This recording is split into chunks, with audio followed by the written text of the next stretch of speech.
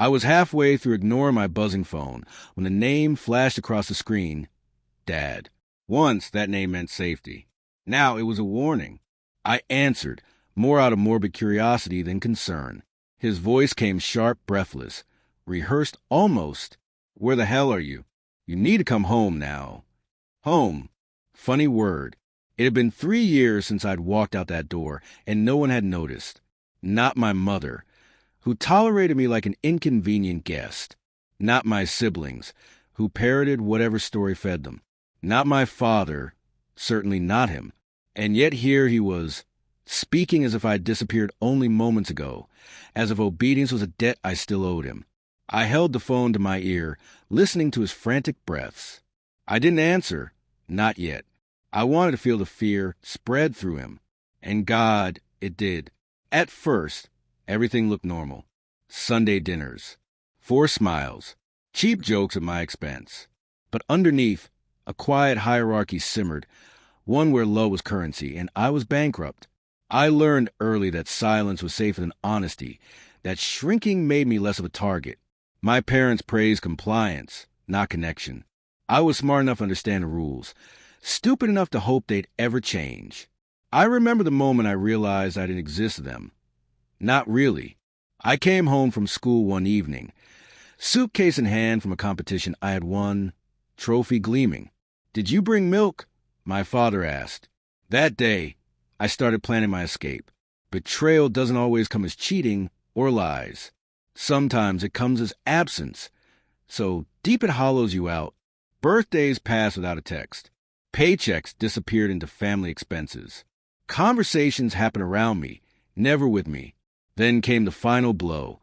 A bank statement showing my father had opened a line of credit in my name, never intending to pay it. I stared at the screen. Betrayal wasn't shocking. It was clarifying. I didn't confront him. Emotions were useless with people who thrived on them. Instead, I traced every account, every signature, every forged approval. I documented everything, dates, statements, call logs. I consulted an attorney, then a second, just to confirm my suspicions. Legally, he had tied his financial survival to my credit. Perfect. For months, I let him dig. Let him think I was oblivious, soft, compliant. I played the obedient ghost. Absent but convenient. Then one quiet morning before sunrise, I packed my car, deleted my forwarding address, and vanished. They didn't call, not once. Not until today. My plan was revenge. At first, it was freedom. I froze the credit line, reported the fraud, filed a case, and set alerts on every account he'd touched. When the bank investigated, they found exactly what I left for them, a trail leading unmistakably back to him. But I stayed silent. I wanted him to feel the walls close, and slowly, inch by inch. The longer he ignored the problem, the higher the fees climbed. The debt ballooned. His accounts were flagged. His reputation cracked. Still, I waited. Answer me, he snapped again. You need to come home. Fix this. Tell them it's a misunderstanding. Tell them it was yours. Ah, there it was.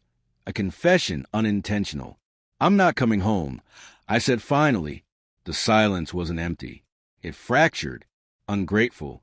You think you can ruin me? No, I said softly. You ruined yourself. You're my child, he barked.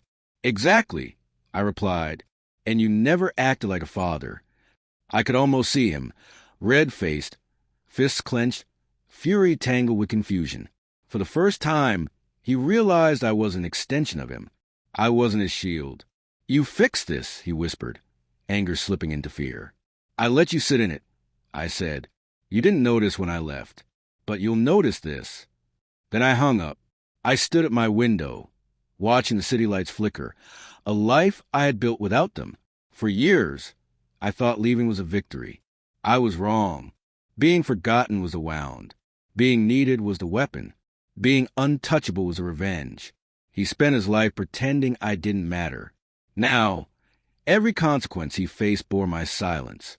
And for the first time, I felt whole.